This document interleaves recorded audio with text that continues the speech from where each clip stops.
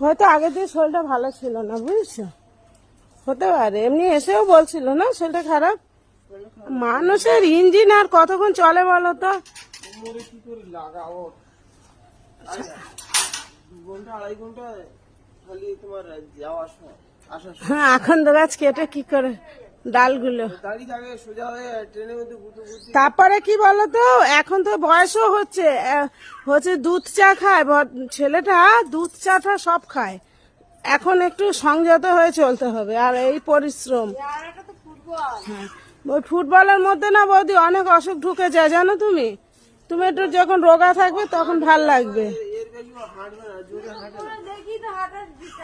এরম করে করে হাঁটে, মানে পেরে ওঠে না, ওর কষ্ট হয় সংসার চালানো। আর অনেকে তো না খেয়ে থাকতে পারে না।